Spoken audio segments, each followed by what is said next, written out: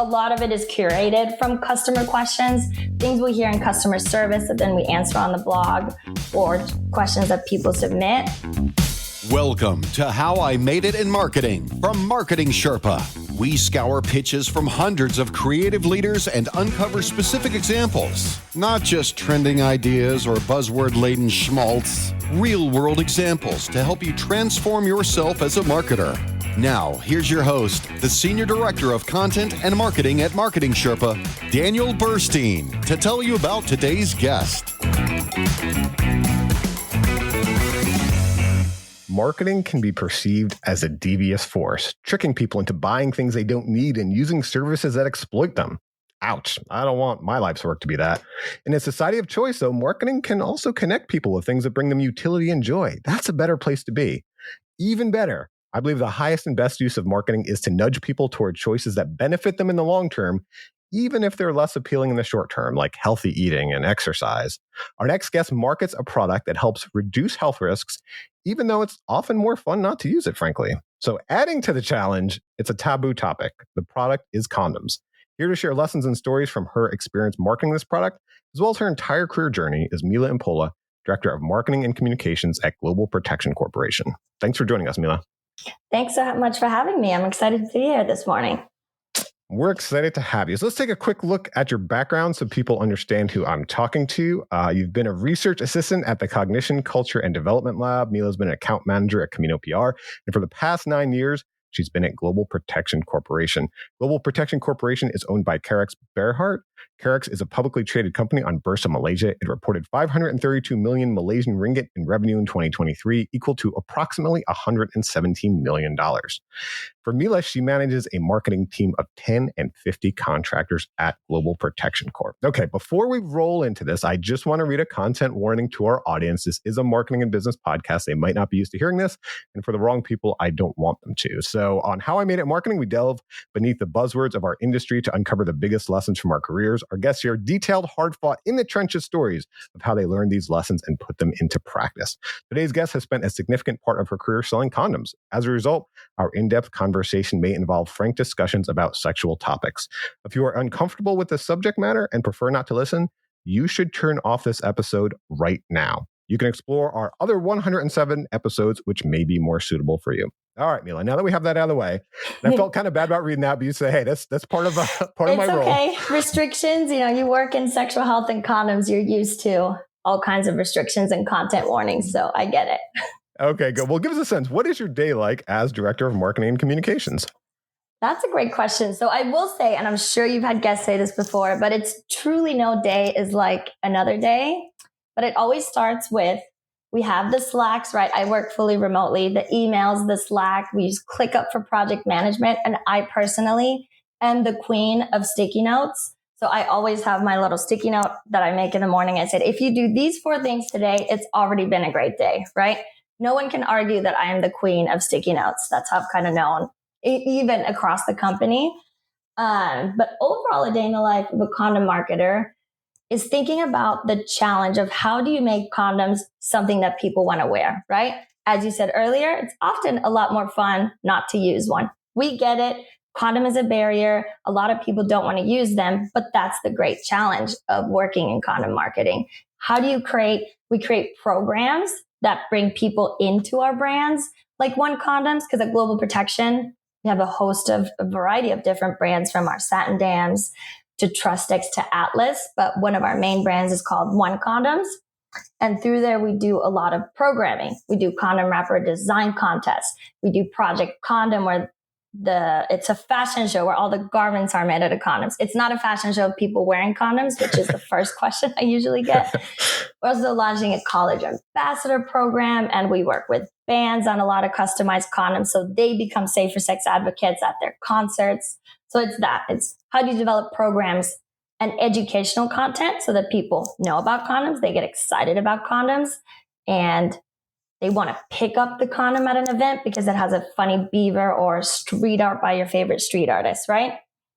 Marketing. But then you have to also do the product development. How do you make sure condoms are something that people want to actually wear once they try them? So as a brand, we've always, because we're a manufacturer and a distributor, So we focus a lot on bringing new materials. Like we just launched a condom enhanced with the Wonder Material Graphene last fall. We have the 52 condom sizes that we'll get into in a little bit later. So then actually looking at the experience of wearing a condom, and is that a positive experience that somebody has, so that then they want to keep using condoms as well. Well, great. I mean, there are some challenges that are probably unique to your industry, but I think there's a lot we can learn from, especially having to sell both the category and the product. But let's take a look at your career as a whole and see what lessons we can learn. I like to say that I've never been in any other industry. I've never been an auditor or a podiatrist or something, but I feel like we get to make things as marketers, right? And that's a really nice thing. So let's take a look at some of the lessons from some of the things you made. Your first lesson, you said, is force yourself to practice public speaking. How did you learn this lesson? It seems to come very naturally for you already, but let's see. How did you learn this lesson? It's definitely a lifelong lesson. It might shock you to hear that I was incredibly shy as a kid, incredibly shy. We moved from Finland to Texas, of all places, when I was 11. And at that sweet, gentle teenage years, moving to Texas was already a culture shock. And I don't think I talked in school for at least the first 6 months, where people wondered if I could even talk. That's how shy I was. So if you would have told that teenager at the time that one day I'd be standing in front of 300 people talking about how to properly measure a penis to make sure you get a condom that fits right, to help you have better, safer sex and sex in general, I feel like as a teenager, I would have just said, nope, that's it. I'm never going to school again. I'm just going to stay inside for the rest of my life. Like, that is how shy I was. But then I loved sex ed so much when I got to college that I just wanted to start talking about it, start teaching about it. So it was first I did sex ed lessons in school. Then I worked with one of my friends was an alumni at a fraternity. And then he always invited me to go talk at fraternities in college. And then I just started, as when I worked at a PR firm, just started to apply for different conferences and got to go talk at them. And when I would get up there, and it still happens to me to this day, like, even if I'm mentally ready, I call it the Mila lizard, where just my body starts to shut down completely. But I always found one helpful tip is you make fun of yourself at the very beginning of your presentation. One thing that I used to do is I used to write on my hand 3 little notes, and I would point it out to the audience and say, look, sometimes my head gets completely jumbled. That's why I have to write things on my hand. Or some ways to just poke a little bit fun at yourself. I'm laughing, they're laughing. And then it just kind of sets the tone. Yes, I'm here to teach you and we're going to have a great class, but it's okay because it's also a topic about sexual health and condoms. So it's okay that we have a chuckle every now and then. That is a great tip for public speaking. I mean, the old joke with public speaking is a Jerry Seinfeld joke. Public speaking is the number one fear and death's the number 2 fear. So people at a funeral would rather be in the casket than giving a speech. So that's a great tip with writing on your hand. I'm also very introverted. And so public speaking didn't come naturally to me. But the thing I learned was the reason I would have a problem is because I'm focused on me. So if I don't focus on me and how am I doing, if I focus on the audience and I think, hey, here are 300 or 1,000 people I could help today, I do a better job. Right. And also making it engaging. If I'm in a smaller group, especially, I would have people get into groups and think about some kind of question, or literally measure a demonstrator with our fit kit measuring tool, or have a conversation what challenges do you have in your community talking about safer sex or condoms? And then they'd come back and present. So making it interactive. So you're all presenting, not just me. I've found that's also helpful if you do tend to be a person who's introverted. Break down the third wall and get them engaged instead of putting on a show. I do want to ask you too, though, you mentioned here, for example, about speaking at the National Sex Conference, right? And so given your topic, given what you're selling, it's kind of a niche topic in a sense. And I wonder, how do you get past not just the audience that will be comfortable and familiar with hearing what you're offering, to getting to an audience that, might not be comfortable with it right away, right? Might not. I mean, that's really how we grow our brands, is moving beyond our niche audiences. So for example, when I first got this application, honestly, we get a lot of applications and I was like, seems interesting, but probably not a fit for a business and marketing podcast. I don't want to offend anyone. But then I got thinking, the thing that actually tipped it for me was day or two before I got your application, I read Dr. Ruth's obituary. Dr. Ruth had just died. And I mean, she had led such a life of bravery, or I don't know the right word. I mean, she was a child survivor of the Holocaust, an orphan. She fought as like when she was like 17 in the Israeli War of Independence and really hurt her leg. And it wasn't until later in her life that she became famous for being a sex educator. And one of the things I kind of questioned if it worked so well for her is because, she was like kind of short and a grandma and like, okay, so she could, mention this taboo topic. But it's a hard topic to break through in certain areas. Mm-hmm. So I wonder, is there anything you do as a marketer to get just past your certain niche? When we all have audiences who are already kind of, for lack of a better word, preaching to the converted, how do you get past that audience to kind of spread this word and spread your product? Yeah, a lot of the conferences, you're right, that we go to are related to sexual health. But throughout my career, whether it was teaching sex ed in college or passing out condoms with Lightbeat in New York City, I've just become the person often in my life that is the person that people come ask questions about sex to, right? So even through customer service or the work at Global, I know, as many sex educators do, that people have questions about sex, right? And they don't often know where to go ask those questions. So even if you are in a group of people, like when I taught at Harvard, for example, counterfeit education at Harvard, and they can be a little bit nervous at first, like, what's this topic about? That people have questions about sexual health. So yes, I can embark some knowledge about safer sex, but that's why I always make sure that there's questions as part that get people thinking about their own life or how it applies to their own life, the lesson. And then make sure that there's a Q&A at the end of the session, because it's just a topic that a lot of people are curious about, but don't often have somebody to ask those questions to. So that is like, while it's a challenge because it can often be a taboo topic, because it is taboo, it gives you a lot of opportunities to connect with people in a unique way and answer questions or have a bank of resources. Like, you know what? I don't know the answer to that question, but here's like some sex therapists or an online app where you can go ask sex questions, or here's a podcast that I trust from this person. So the taboo nature of it, I've always seen more of an opportunity for education and connecting with people. Well, and you're talking about talking in person, but also, is there anything you do online or otherwise? The benefit of online is like the chance for it to be a little more anonymous. Like you mentioned, people getting to ask questions, which is great.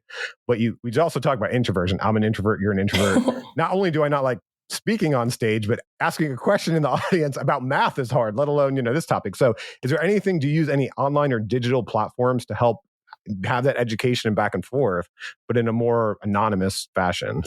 Yeah, we do a sex education blog on onecondoms.com, which a lot of it is curated from customer questions, things we hear in customer service that then we answer on the blog, or questions that people submit. But we also have a program through One Condoms called Momentum, which is our loyalty/advocacy platform, where people get points for doing challenges related to sexual health. So we might say, go take a picture of our new product at Walmart, or send us a picture of you handing a condom to a friend, or send us your question about our products or safer sex or sexual health. So yes, people can put their real name on there, but a lot of people have pseudonyms, right? There's a forum where they can actually talk to each other, which is fun to manage. So that as a tool and as a platform online is a great place where people can go ask those questions, and then we answer them directly. You talk about answering customers' questions and customer service. Your next lesson here is the best way to learn your customers is to talk to them. So how do you talk to your customers? How do you learn this? One first way for me personally was when we were launching the My One custom fit line of 52 sizes, was I wanted to do the customer service part of it. So it was because I wanted to learn as a marketer. This is a whole new concept for condoms, right? People know that condoms are typically the same size, or there's the regular and the extra large. How do you convince people that 52 condom sizes matters, right? How do you convince them to rethink the whole process of how they buy condoms? Usually you go online or you grab the first thing on the shelf in a store. But when you have a custom fit condom, you have to measure your length and your girth, and then you get a sample and then you test it out. Maybe you measured wrong and you sample again. It's a whole new commitment. So I wanted to kind of learn what questions do people have so that we can funnel that into our marketing, our ad creatives. And at the end of the day, when people hear 52 condom sizes, what do most people say? Some people said, what a useless product. Why would you need that many sizes? I can fit my whole foot in a condom. Like, why would you need different sizes of condoms? Well, then that's where a lot of our educational and even advertising creative to this day is answering that question, why 52 sizes? And you can do that through customer testimonials. We even share them once a week across our staff because they're hilarious. They're amazing. They like really remind you why the logistics of carrying 52 sizes is really worth it, right? So we do a lot of customer testimonials and we focus on the facts, right? Regular condoms are 7 inches long. They're too long for 91% of people. They're also way too tight for a lot of people. The snuggest size, so the shortest and tightest out of all 52, is our number one seller because a lot of condoms cause slippage for people, or they're just so tight that they cause instant erection loss. So it's also normalizing that, yes, the standard size fits a lot of people around the world, great. But there are a lot of people who just cannot fit into a standard size, but want to practice safer sex and are also tired of being called a liar when they say condoms don't fit me. Because most people are aware that penises come in different sizes. And if we had one size pants or shoes or bras, most people would say that is silly. We need more sizes because there's different size of feet. So condoms are the same way. So from all that talking to customers, you can really upgrade and enhance your comm strategy because it's based on the types of things that people want to hear, that people want to learn about your product, about your brand. Why should they try your brand over somebody else? What kind of language should you put on the packaging so when it's on shelf in a retail setting, they say, yes, this product is for me. So I like the idea of the 52 sizes for two reasons. One, there's, as far as I know, a pretty exclusive value proposition. I haven't heard that before. Maybe it's out there. But the other thing too is it's giving your customers options, which tends to be a good thing, right? So I wonder, how did you as a company come up with the idea to launch that? Because the downside for a company, as you mentioned, logistics, it's a lot harder to have 52 sizes than to have one size. We've heard a lot of supply chain issues. I'm going to give you one quick example while you're thinking of that. I have a case study coming out with a compression sock company, which it's not public while we're recording, but it's going to be public, I think, before we let this release this episode. And the compression sock company, compression socks also tend to be one size fits all, but they learned from their customer service, they were getting like a 50% return rate, and people were complaining in the return rate that, a lot of people that wear compression socks, whether they're pregnant or they have diabetes or they're older or certain things, have wider calves and they need it for medical reasons. And so then they launched a wider calf version of the compression socks, and it was really successful, and they sold a lot of them. But again, they learned it from staying close to their customers, customer service, looking at their return rate, understanding that.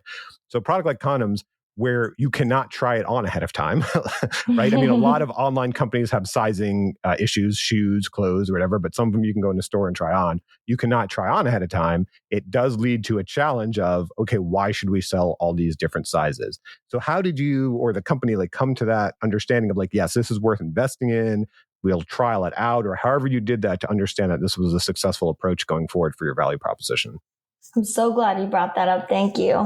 Because in our product development, right, we've been a condom manufacturer for 30 years. We always think about, does this product solve a consumer need in the market?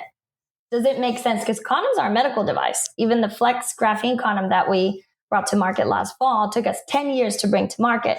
So condoms are a medical device. Lots of regulations, safety testing, which is great because it means that you're getting a product that has been tested and is safe to use. And for years, whether it's research studies looking into this or consumer comments, we know that people have been complaining about condom fit for decades. Either they are too big and they slip off, either they are so tight that they cause instant erection loss, or what our customers so lovingly call the red ring of death, when the condom is so tight and it leaves that red mark on the penis after sex. So we knew that this is a challenge, but for our consumer base, it is a challenge for us from a regulatory perspective, because for years there's standards how long and short and wide and thin condoms can be, because it has to do with the way condoms are tested for safety, right? So even the air burst test, which is how much air pressure should a condom be able to hold before it bursts. Condoms have all kinds of testing to make sure they're effective. That's one of them. A snugger condom, a smaller condom, isn't necessarily going to hold the same amount of air. So you have to have researchers and regulatory people decide how do we change these testing standards so that the condom standards for sizing can change. So those got updated, and they got updated in Europe a longer time ago, but then that happened in 2015 in the US. So that then allowed us to bring this product to market. And when we brought it to market, of course, it's a test. Are people in the USA going to adopt it like they did in Europe? And yes, they did, because we're normalizing the fact and finally acknowledging, hey, for years you have been complaining about this or had a challenge with condom fit. Now there's literally 52 sizes. Let's go see if this improves your experience. And I will say, once people try it, at least our customer base, they rarely go back, because it's the difference of having something that's truly fitted to you versus something that's off the shelf and might be uncomfortable to wear. So it solves a consumer need. That's what we're always thinking about at Global, is how do we keep moving the condom industry forward, bringing new products to market, listening to customers, thinking about what we can bring to the market so that people want to keep trying and using condoms and have a great experience with them. That's great. Solving a consumer need is a great idea for product development. But then when it comes to marketing, to our role, we got to get them to actually try it, right? There's a lot of times people say, I have this consumer need, but getting people to try something different is difficult. And you mentioned, don't just think outside the box, throw that box away and reimagine it as a glitter covered beanbag. So that's very descriptive. How have you done this in your career? Lots of different ways, where I'm excited that where I work now, I get to think outside the box. Like, we have a corporate structure, but a very entrepreneurial way of thinking about things. So yes, we do the standard like Sexual Health Awareness Day and HIV Awareness Day, but even last year, through customer service, once again, we kept getting questions from customers like, I am blessed with a foreskin. Like, how do I measure? How do I use your measuring system? What condom should I pick? And then my amazing colleague Noah started to really look into like, okay, well, what educational resources should we provide to them? Because we do take our role as customer service seriously, as also like sexual health advocates and educators, and realize there is a foreskin gap on the market when it comes to education around safer sex, foreskins, education, condom use, all the condom demonstrators, or even depictions of penises typically don't have a foreskin. So we said, okay, well, that's cool. Then we also found out that 4/4/24 is foreskin day. So we said, okay, let's get ready and do a whole campaign around it. And then did a customer survey. Our customers love to share their experience and answer surveys. So we did a big survey where 33% of people with a foreskin said that they had been treated differently, unfortunately, by a partner. 79% said that they had difficulty using condoms, but they also gave a lot of tips. Like, here's how I figured out what condom styles work for me. Here's how I measured. And all of that wonderful content then became our foreskin campaign. And it was very cool to just see how to create a campaign that's, informed by your customers and what they ask about, and do something that's a little bit different. I mean, people in America, I'm from Europe, so we talk a lot more about foreskins in Europe, but in America, it's just a topic that a lot of people don't talk about. But because we're so pro body positivity and just talking about topics that people have questions on, but tend to be taboo, we're like, okay, let's create a campaign around that. It's a little unexpected from a condom company, and we got to have a lot of fun with it. I mean, we did a TikTok video where a lot of people on staff were just saying foreskin into the camera, and that was great. So how do you do content that's unexpected is what I've appreciated working Global. Even Measure a Penis Day is a holiday that we invented because customers kept asking us, how do I talk to my partner about measuring? How do I bring it up in a conversation? Can you give me some stats or talking points? And Measure a Penis Day, which I think is now coming up on its 6th year, February 1st to kick off National Condom Month. That was another example of just doing things differently and creating something that's, even at the time when I sent the first ever Measure a Penis Day press release, a reporter tweeted that it was one of the most ridiculous press releases he'd ever received, which I take that as a win. I think being a little ridiculous is all good. It's the spice of life, but doing things differently, thinking about things differently.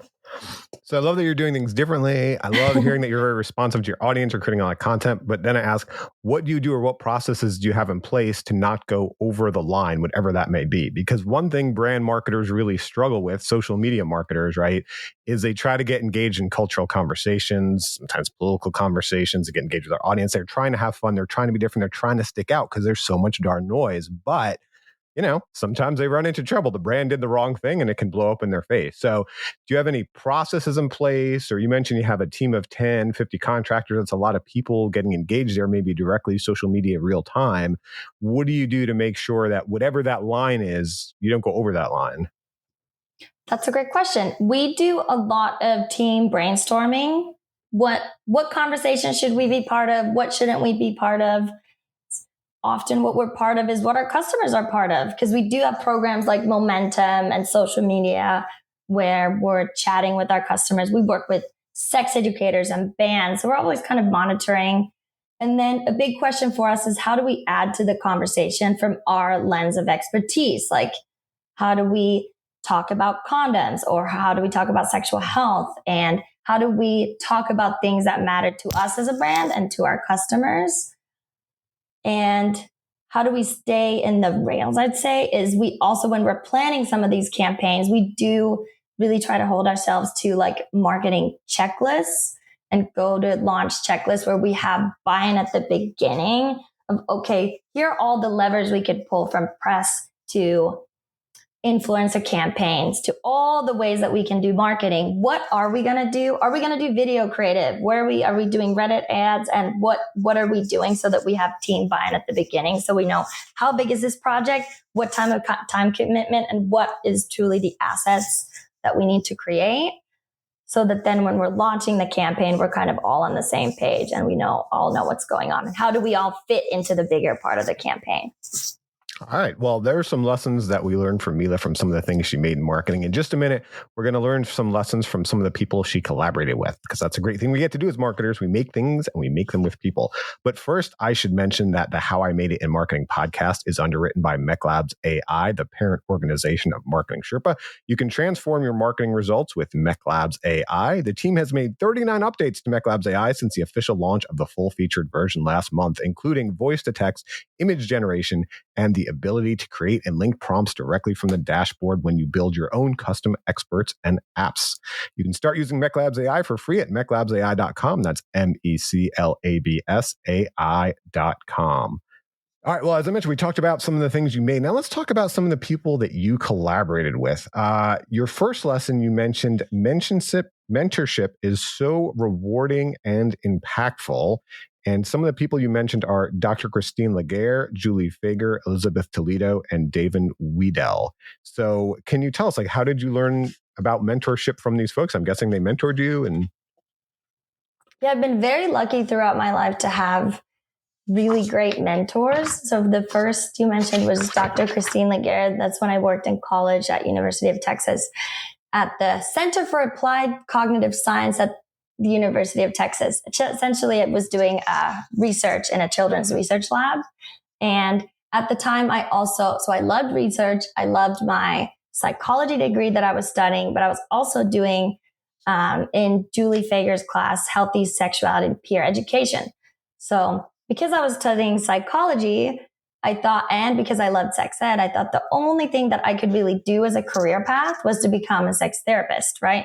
It's not like you go to your career center at college and there's not this whole realm of sexual health related career paths that they usually can recommend. Maybe these days they can, and so I said to Christine Laguerre, I said, I think I'm going to be a sex therapist. And I will never forget how impactful it was to say, I don't think you have the personality to be a therapist.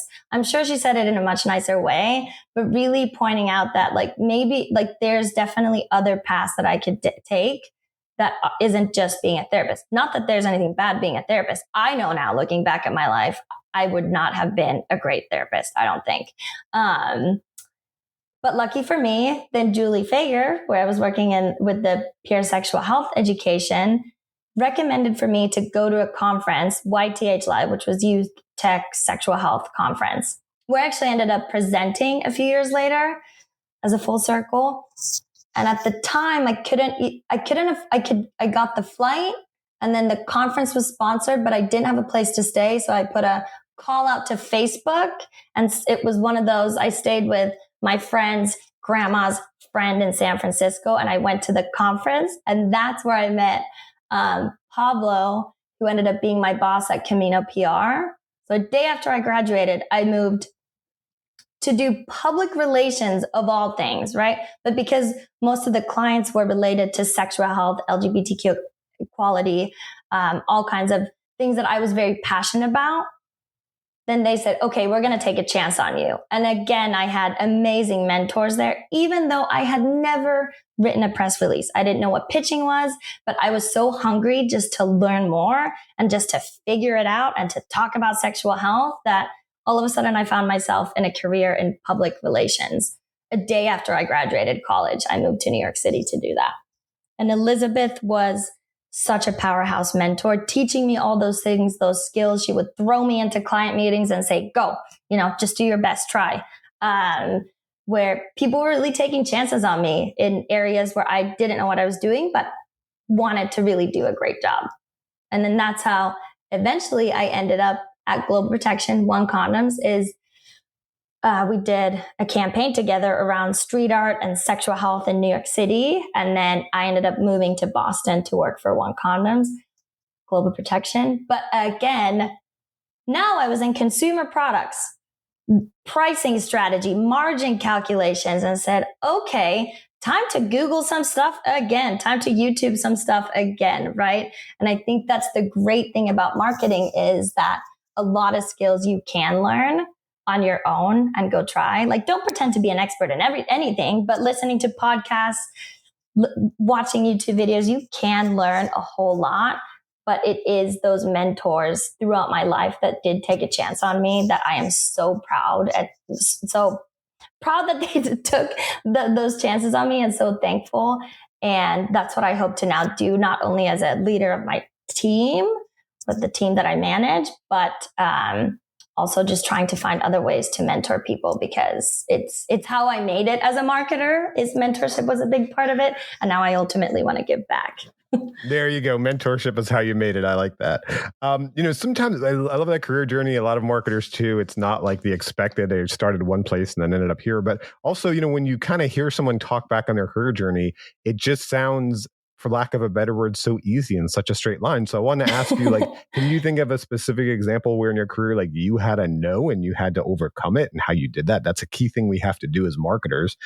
For example, I interviewed Kiera Kemsky, the Vice President of Global Consumer and Vendor Marketing at the Knot Worldwide. And one of her lessons was resilience is the key to success and mental health. And we talked about how overcoming rejection is so key to the marketing industry, right? I mean, one of the things we do as marketers is we put ourselves out there. We put our ideas out there. I like to call my babies, right? Here's my ideas. Let me put them in the world. And then we have to make sure whoever's business leaders approve them so we get the budget, or our clients approve them, or most important of all, our customers approve them because they're actually successful. And that's why she was talking about the importance of being able to overcome when things don't work. So for you, do you have an example? Again, we talked about your career journey. It sounds beautiful. It sounds like such a straight line. I'm sure that's not really how it was. Can you think of something you had to overcome with that, or maybe just even a marketing campaign that got shot down and how you did it? Yeah, I think even when I first started, so going from public relations and PR into true product marketing at Global Protection and having a sex educator background, I wanted to focus. And we do focus a lot on education, or I wanted to do events. Well, that's a great example where I wanted to go and invest in a big event or something and not really understanding marketing budgets, right? And ROI, and saying, okay, well, we have this bucket amount of money. We can't take a quarter of it for one event, right? Or we can't. So really understanding budgets was, I'd say, a challenge over time, because you want to dream big and do these things, but you have to also understand what the budget is, and okay, well, if we're going to do this much in digital this was in advertising. So that was a thing that I had to definitely learn over time, where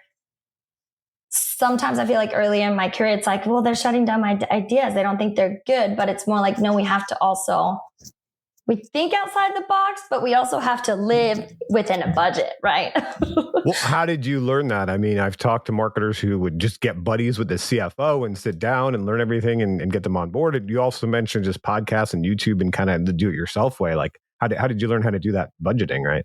Combination of both. So David, the CEO of Global, is a wonderful CEO. Like, he is my boss, but I talk to him every day, and really, like, again, at Global, took me under his wing and taught me all about content marketing, why certain things have worked in the past 30 years, why certain things haven't, why we've spent budget a certain way.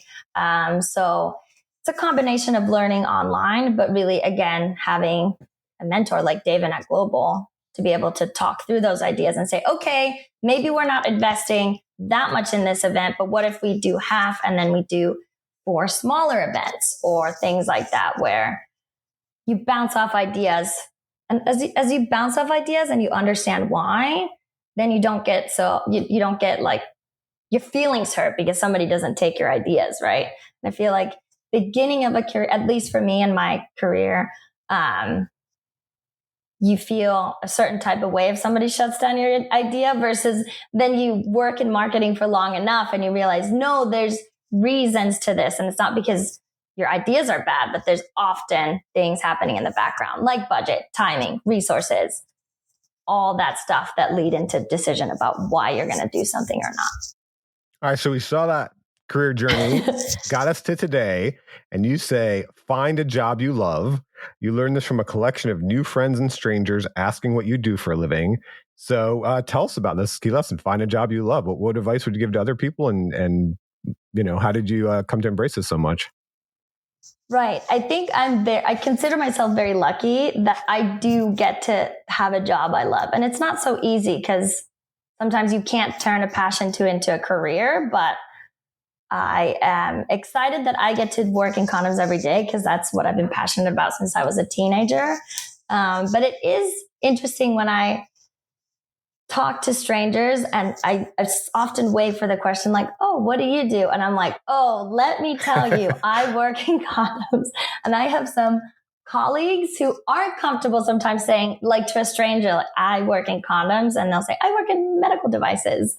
But I very much love it and take all of those conversations and opportunities to talk about custom fit or glow in the dark condoms or lubricants, or every Uber driver that's ever been trapped in a car with me now has a sex ed lesson that maybe they weren't necessarily waiting for. But it goes back to what we were talking about earlier, is a lot of people want to talk about sexual health. So because I was a sex educator for so long, the question of what do you do for a living can also just be a conversation about that topic in general. Yeah, so I was thinking about your comfortability in this, and I think one reason, and there are many reasons probably, you mentioned you were born in Finland. There's a different culture there. And it got me thinking, I saw on your website, you're in 24 countries, ranging from the Netherlands to the United Arab Emirates. And I wonder how you change your marketing or messaging, if you do it all, based on the country or the culture you're marketing to. Because when I look at those are just 2 I picked, because the Netherlands, at least to me, it seems like they probably have a more open attitude towards the topic. United Arab Emirates seems like it's maybe more of a conservative culture when it comes to this topic. So when you're looking at kind of like your broad portfolio of markets you're reaching, do you do anything differently to different audiences based on their culture or receptivity? Yes. One great thing about One Condoms is we do have the round wrappers with all the cheeky artwork on it, the fun, interesting designs. So even when we've launched in more conservative countries, that's a talking point, right? You put something interesting on or around a condom and people get quickly over the tabooness that can be about the topic. And then you're just talking about the picture on the condom. And then you want to take 10 condoms home. So that's like the beauty of, I think, the brand overall, is that the product itself is a condoms conversation starter. But when we go into new markets and we're, expanding into Europe, that's a big focus for us right now, and just getting the product started to sell there. But now it is this year, we just started our new fiscal year, starting to do marketing in different countries. And even when we look at packaging, right? How does something like shaped for pleasure on Pleasure Plus translate? We have translation companies that we work with, but I always, because in all these countries we have distributors or condom friends. Condom world is very small and we kind of all know each other.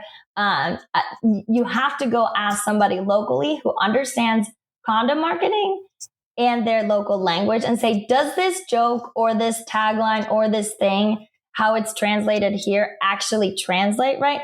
I'm from Finland. I've seen so many packages, even in Finland, where I see what they were going for, but it doesn't quite translate, right? So you have to be hyper aware of that and take the time to focus on that, because Finnish humor, very different than humor in the Netherlands or in the UK or in America, right? Finnish people love dry humor. So if you do some of the same jokes, maybe in marketing from US to Finland, probably isn't going to translate for them. So if you want to be successful in a new country, I think it is taking the time to make sure to talk to somebody locally and say, hey, does this content make sense for y'all? Yeah, so we've been talking about marketing, but our close cousin is public relations. And one thing you've learned is to find research-focused reporters. And you specifically mentioned Pam Bellick at the New York Times. So how did you learn this in general, and how did you work with Pam specifically? Pam wrote when we were launching the Mylan Custom Fit brand in the US, she wrote the announcement article for the New York Times. And I loved working with her. She had so many questions. We were talking research back and forth. So anytime she'd have questions about research, we'd send them to her. They sent somebody to our office to take photos. It was very cool working with somebody who's a reporter, but also really cares about the research and the science and the data behind a product.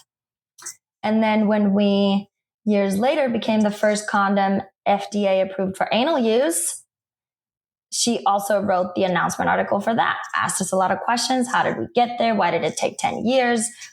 How did the process work overall? So working with her was just a great experience, because I love to nerd about data around condoms. So it's always nice to work with anybody else who wants to talk to me about that. Well, everyone would love to get an article published in the New York Times for their product. So do you have any advice or tips on how to pitch reporters, how to get the PR out there? I mean, for me, I tend to be more on the side of being pitched. At Marketing Sherpa, we're getting pitched constantly. I think it was PR agency that you work with that pitched me originally on you being a guest. And one thing I've written about before, I used to use a platform called Help a Reporter Out. That was like a journalist query service. And now it doesn't exist anymore in its current form. So I've written about different alternative platforms that I use. And that's really helpful, because it's not just getting generic PR pitches on the reporter side. You're actually putting out, hey, I'm looking for this specifically. And then you can get pitched on what you're looking for. So that works for me as a reporter. But as someone trying to get in the press, you got in the New York Times. Do you have any advice for our audience, and what any specific examples of what works for public relations? Yeah, we do. We try to follow them all on Twitter and social media and look at what they're posting about, share their articles, right? Try to truly understand what they want to write about, and then providing some specific data points or research, handing them stuff that's like, here's all the things we know about this with sources, so that they can do a little bit less pulling it all together versus reviewing the research and checking it right. We also do quarterly-ish buzz list mailings. So we have a set of reporter friends where every quarter or so we have a new beanie. We'll send them our dreamy beanie, or we have a new lubricant launch and we say, hey, can I send you something in the mail? We got some foreskin division stickers. Can I send you some? Things where they get some, because everybody loves mail. You're talking about actual postal mail, actually. Actual postal mail, right? And that's where the handwritten note, that's another thing for not just reporters, but anybody. I am a firm believer in a handwritten note when you send anything. Taking the time to write something. Hey, I read that article about, loved it. Or, hey, a funny joke or something. A handwritten note goes so far still in this world. Maybe I'm old school, but I will always vote for handwritten notes. That's a great point. There's so much competition in the inbox. It's true. When I actually get something in the postal mail, it sticks out of wow, this is, let alone with a handwritten note. I like that. All right. We've talked about so many different lessons and from your career and stories. If you had to break it down, what are the key qualities of an effective marketer? It's planning ahead, which is often hard. Even for us, we have this new saying now, we need to walk and chew gum at the same time, right? So we can't just be good at product development. We need to also make sure that we're marketing, but setting up those timelines and campaigns and the checklist ahead of time, and also gives the whole team. Because in marketing, we like to invite finance people to brainstorms. We like to invite quality people to brainstorms because a lot of people have awesome marketing ideas. So if you're planning ahead of time, you do have time to involve more ideas. Not that you can do all the ideas, but a lot of creative ideas don't just come from the marketing people. So how do you involve others around the company? And so planning ahead is a big one for me. Connecting to customer service, because customer service team has a lot of information about what we could be doing better on the website for content and advertising content, all the comms content to make sure our customers' questions are answered. Because if they have a question, most likely other people checking out your product have the same question. So connecting to the customer service team. The handwritten note for me is a big one. And one lesson that I've also learned over time is you don't have to be an expert in everything. I'm lucky I'm in a place where, if we need some expertise to come to the team, I can go hire a contractor. The story one time we were doing the big rebranding of packaging for One Condoms, and we had looked at, I swear, probably 1,000 different fonts at this point. And I said, we need a font guru. And we brought someone in for a week and the font was decided, right? So yes, you want to learn and YouTube and be an expert in a lot of things, but there are so many experts on so many topics. So if you can, utilize the expertise of others to bring them into the team, because it's really helped us a lot. All right. Well, thank you so much for your time, Mila, and sharing for all your expertise with us today. I certainly learned a lot. Thank you so much. I appreciate you having me. And thanks to everyone for listening. Thank you for joining us for How I Made It in Marketing with Daniel Burstein. Now that you've gotten inspiration for transforming yourself as a marketer, get some ideas for your next marketing campaign from Marketing Sherpa's extensive library of free case studies at marketingsherpa.com. That's marketingsherpa.com.